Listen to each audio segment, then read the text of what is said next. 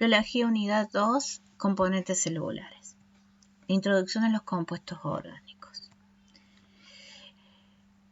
Uno de los compuestos orgánicos más reconocidos dentro de los seres vivos son los polímeros. Un polímero es un compuesto químico cuya molécula está constituida por cadenas que repiten una unidad básica. En este caso, esta unidad está constituida por carbono, oxígenos, hidrógenos y nitrógenos, también llamadas monómeros. Los polímeros que componen los organismos vivos son los polisacáridos, las proteínas y los ácidos nucleicos. Los polisacáridos son moléculas constituidas de carbono y moléculas de agua.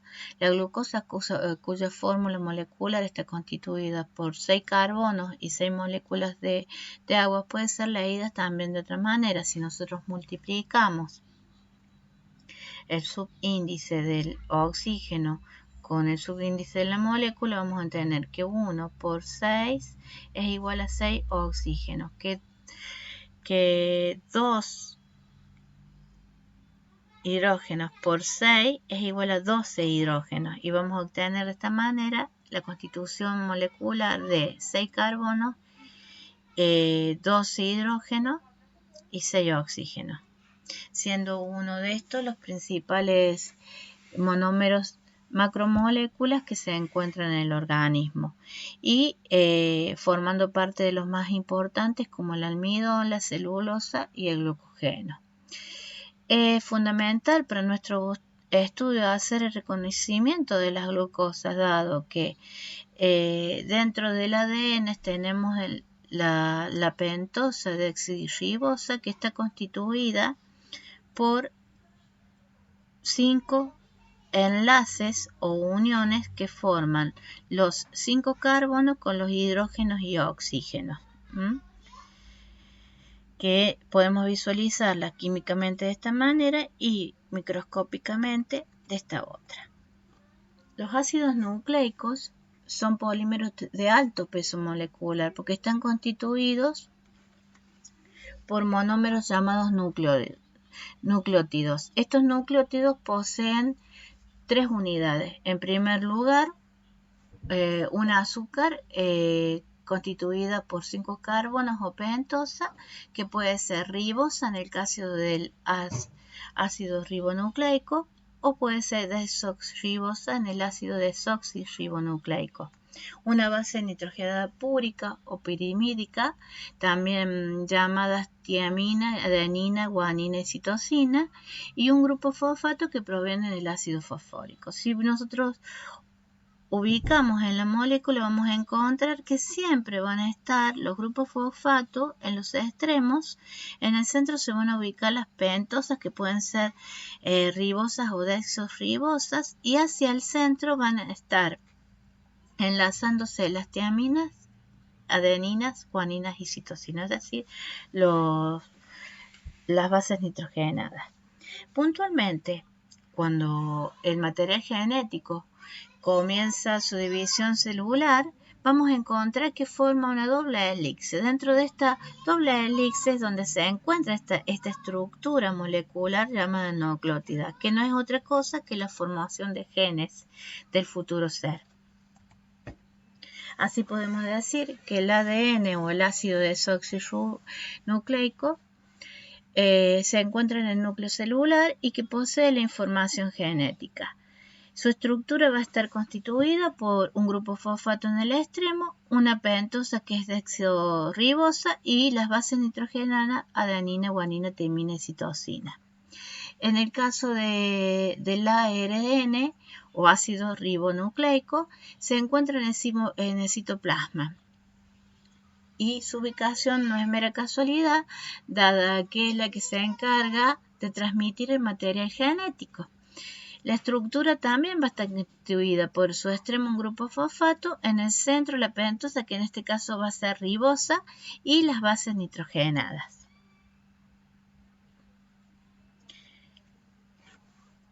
Componentes celulares de eucariotas. Una de las primeras estructuras que vamos a estudiar es la membrana plasmática. y está compuesta por fosfolípidos, proteínas, glicocáliz y colesterol. Los fosfolípidos son moléculas antipáticas, es decir, que tienen un lado polar y otro polar. El lado apolar está constituido por un ácido graso, mientras que el lado polar está constituido por un grupo fosfato. El ácido, donde se encuentra el ácido graso, también se lo denomina hidrofóbica, y donde se encuentra el grupo fosfato se lo denomina hidrofílico. Forman una bicapa lípida disponiendo las cabezas polares hacia el lado de afuera, como podemos ver en la imagen, y las colas apolares hacia el lado de adentro. Le da las características a la membrana plasmática de constante movimiento, le confiere fluidez y le otorga una barrera dinámica. Las proteínas o biomoléculas son dos. Unas se encuentran integradas dentro de la membrana, constituyendo canales para que pasen la sustancia, mientras que otras se encuentran por fuera de la membrana plasmática y lo que se encargan es de anclarse o envolver una partícula para poder ingresarlas en el canal. Entonces, las proteínas integrales están dentro de lo que es la membrana, mientras que las periféricas están por fuera tratando de adosar material extracelular e ingresarlo a la célula. El glicocáliz es una cadena de hidratos de carbono que unen a las proteínas y fosfolípidos del lado externo de la membrana, formando de esta manera el glicocáliz proteico y el glicocáliz lípido. Este componente lo que busca es anclar o atraer sustancias del medio extracelular para que la célula pueda seleccionarla e ingresarla. El colesterol es uno de los fosfolípidos que constituyen la membrana plasmática y lo que le otorga es menor fluidez, menor permeabilidad y suele manifestarse o presentarse dentro de la célula animal o vegetal, reemplazada por esteroides u otro tipo de hormonas. Entonces, de esta manera podemos definir las propiedades y funciones de la membrana plasmática. Las propiedades funcionales de la membrana son la selectividad, la fluidez y la semipermeabilidad. Es selectiva porque es capaz de expulsar los desechos que ya no le son necesarios e incorporar nutrientes del medio extracelular. Intercambia iones, es decir, átomos con carga positiva o negativa para equilibrar el medio externo e interno, y otorga fluidez. Cuanto mayor cantidad tenga de ácidos insaturados, mayor fluidez tendrá. La semipermeabilidad, como dijimos, viene de la mano, es otorgada por el colesterol, por la presencia de colesterol.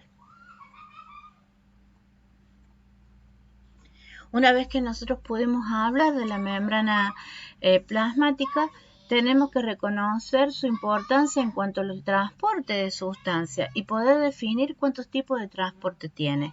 Existen dos tipos de transporte en la membrana plasmática. Uno pasivo, la palabra lo dice, no gasta energía y lo que va a necesitar es movimientos de las corrientes de concentración o proteínas transportadoras. Y en el transporte activo sí o sí se requiere gasto de energía. En el caso de la célula se da a través del ATP, del adenosintrifosfato.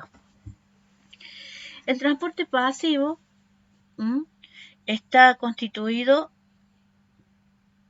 por tres formas diferentes.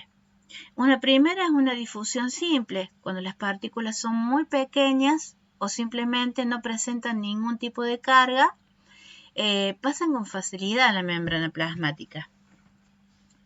Cuando las partículas ya tienen carga y son un poco más pesadas molecularmente, necesitan de proteínas que la transporten. Para eso, la membrana idea proteínas canales iónicos, es decir, que va a transformar a proteínas como rutas para que ingrese ya sea el potasio o el sodio dentro de la misma membrana plasmática, o proteínas transportadoras que van a estar fuera de la membrana plasmática y lo que van a tratar es de incorporar ese material que se encuentra fuera y adentrarlo a la célula. Otra instancia del transporte pasivo es la osmosis, que no es otra cosa que es la facilidad que tiene una partícula de poder difundirse con el agua y poder ingresar a la célula por la fluidez del agua. El transporte activo, como dijimos, es el que requería cierto gasto de energía. Tenemos dos tipos de transporte activo, uno primario y uno secundario. El transporte activo primario tiene que ver con la capacidad que tiene la célula de poder gastar energía y tomar luego lo que necesita. Por ejemplo, si dentro de la célula existe mayor cantidad de sodio que de potasio, lo que hace la célula es consumir ATP para que salga el sodio e ingrese el potasio. ¿A través de qué? De los niveles de concentración de la afuera y de la adentro. Y provocará así que tanto fuera de la célula como dentro de la célula haya la misma cantidad de sodio y de potasio. El transporte secundario ya no depende tanto del gasto del ATP, del adenosintrifosfato, sino que también tiene que ver con la concentración de gradiente, es decir, con que dos sustancias vayan en la misma dirección o que vayan de forma contraria para ingresar a la célula. Por ejemplo, en uno de los transportes, también llamado cotransporte del sodio-glucosa, que también se lo llama SYNPORTE, estas dos partículas iónicas, tanto el sodio y la glucosa, ingresan por la misma dirección. En el cotransporte de sodio y calcio, contratransporte de sodio y calcio, también llamado antiporte, estas dos sustancias ingresan en distinta dirección.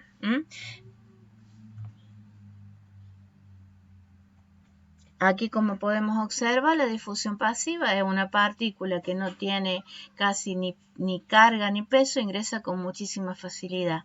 Mientras que otra partícula, como podemos ver, que tienen carga, necesitan que la célula misma arme un canal para que pueda ingresar. En este caso, los canales que tiene, digamos, estructurado la membrana celular es el del potasio y del sodio. Y después tenemos la difusión a través de del transporte de proteínas, es decir, la proteína lo que hace es enganchar la sustancia para poder ingresarlas hacia adentro. Todo esto constituye transporte pasivo. El transporte activo, como dijimos, si en este lado de la membrana tenemos mayor concentración de sodio y a la vez de este otro lado tenemos poca concentración de sodio y más concentración de potasio, lo que hace la célula es gastar más energía para que el potasio salga, para que salga el sodio y entre el potasio. Ese era el transporte de bomba de sodio y potasio, que es uno de los fundamentales y el que más emplea la célula. Después tenemos los que tienen que ver con el gradiente de concentración, que aquí no se visualizan, que son los que van cuando las partículas entran en distintos sentidos o en el mismo sentido.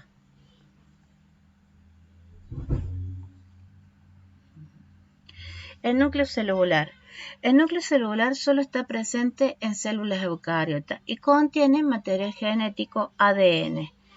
La función del núcleo es de mantener la integridad de los genes y controlar también las actividades celulares.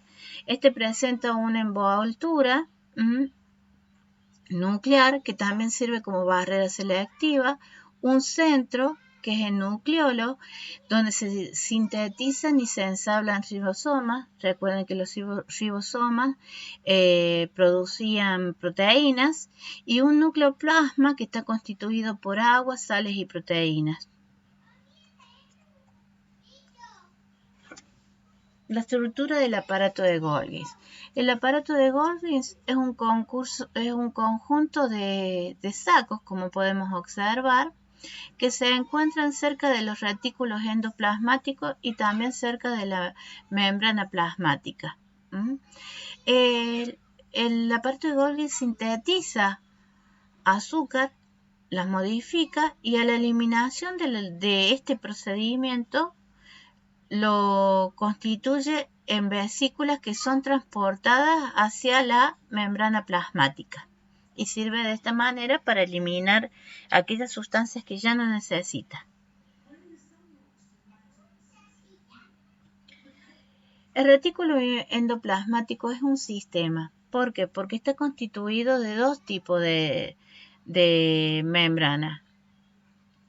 Estas membranas forman una red de túbulos y algunas se encuentran, en el caso del retículo endoplasmático rugoso, muy cerca del núcleo celular. En el caso del retículo endoplasmático liso, pegado al retículo endoplasmático rugoso, pero más próximo a la membrana celular.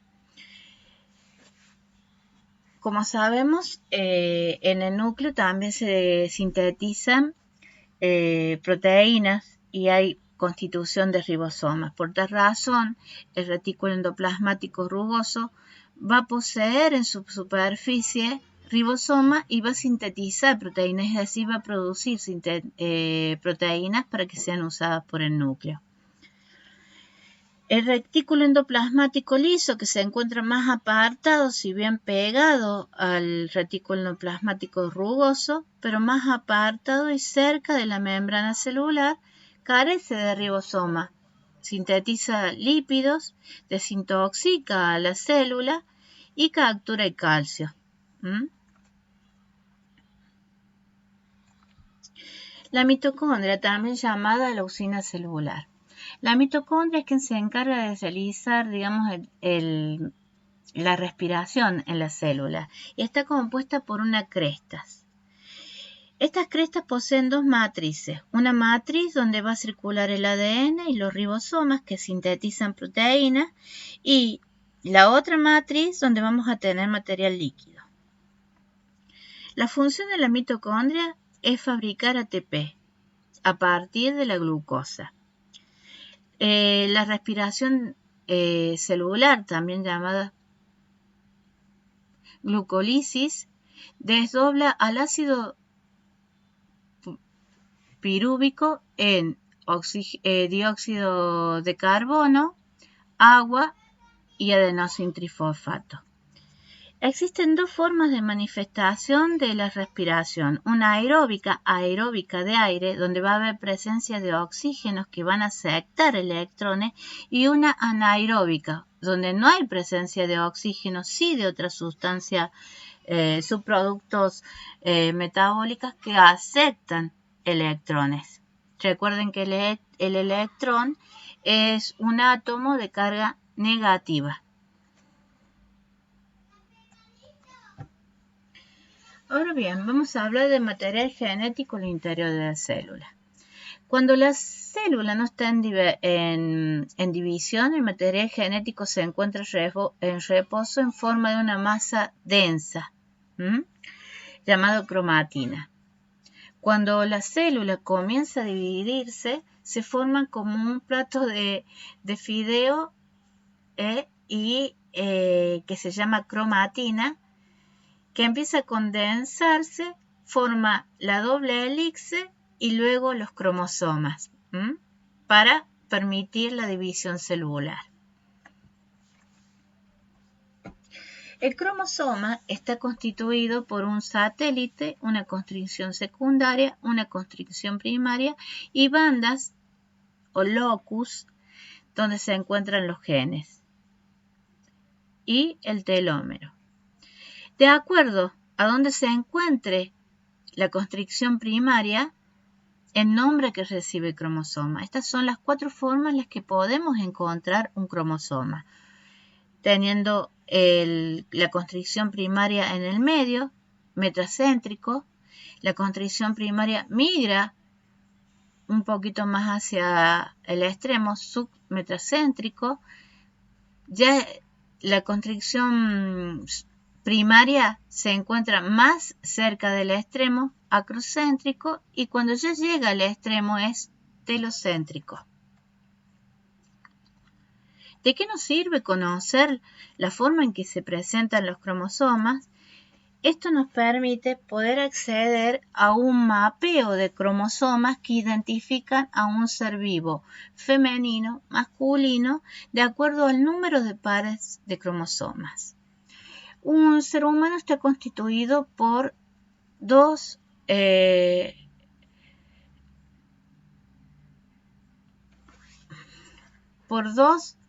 haploide o es diploide, es decir, la constitución de los cromosomas femenino masculina es haploide, es decir, presenta cada constitución 23 cromosomas. Para que se organice en un ser, tiene que ser diploide, presentar 46 cromosomas. Entonces, nosotros lo que vamos a ver en un cariotipo es la constitución de cromosomas que aportó la mamá y que aportó el papá. Y de esta manera podemos también identificar anomalías genéticas que pueden proceder de cualquiera de las dos partes. Por ejemplo, si encontramos la de la leucemia, podemos observar que se ha marcado al par de cromosomas número 9 y el par de cromosomas número 22. En estos dos pares podemos observar algunas anomalías, sobre todo el quiebre de alguna de las patitas de los cromosomas, como en el caso del número 22. No se observan algunos de los satélites que posee el cromosoma. Para poder visualizar mejor tenemos el síndrome de Down o trisonomía del par 21, donde vamos a encontrar que en el par 21 no presenta los satélites de los cromosomas. O sea, es decir, no constituye alguna de estas imágenes.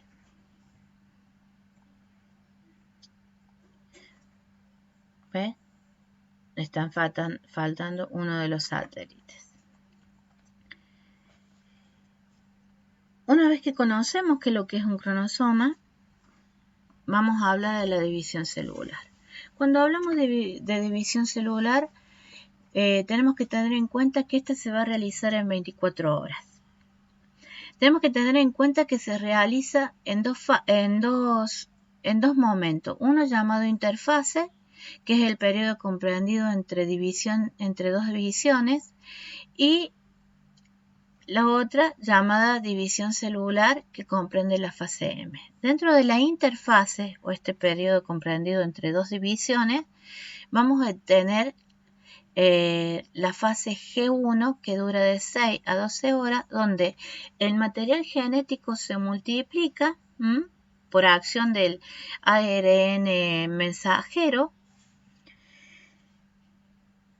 En la fase S, que dura de 6 a 8 horas, se va a replicar ese material formando una elixir, una doble elixir, se duplica. Y en la fase G2, que dura de 3 a 4 horas, esas elixires van a empezar a transformarse en cromosomas. Una vez que llegamos al proceso de cromosomas, vamos a ingresar en la división celular. En la división celular, llamada en este caso mitosis, y dura 30 minutos. Aquí tenemos otra forma. En la interfase tenemos una fase G, que es la fase en que se multiplica el material, una fase S, en que este material comienza a condensarse y a formar elipses, y una fase G en la que se transforma en cromosoma. Luego, en la fase M, que es la división celular, llamada mitosis, vamos a encontrar 4 instancias. Una primera instancia llamada profase, donde entran a migrar los nucleolos de la célula hacia los polos. Una metafase donde se ubican en el ecuador los centriolos y los cromosomas se ubican en el medio como una mesa, como en forma vertical, formando de esta manera el uso mistótico. En la anafase, estos cromosomas se dividen y en la telefase ya se constituyó el núcleo de cada una de las células. En la citoquinesis o citocinesis vamos a encontrar la división de las membranas y la constitución de 2 células. La mitosis ocurre en las células del cuerpo, que pueden ser las del hígado, la de la piel, y por cada célula madre obtenemos 2 células hijas. Mientras que el proceso meiosis está diferenciado porque necesita de 2 células diferentes. Una es el espermatozoide y el otro es el óvulo. Por tal razón, la meiosis realiza 2 veces el proceso de la mitosis. Realiza una profase 1 y una profase 2, una metafase 1 y una metafase 2, una anafase 1 y una anafase 2, una telofase 1 y una telofase 2 y una citocinesis 1 y 2, para constituirse ahí 4 células hijas. De esta manera podemos decir que la mitosis siempre se va a realizar en las células somáticas de la piel, hígado, intestino, mientras que la meiosis se va a realizar en células sexuales, espermatozoides y óvulos.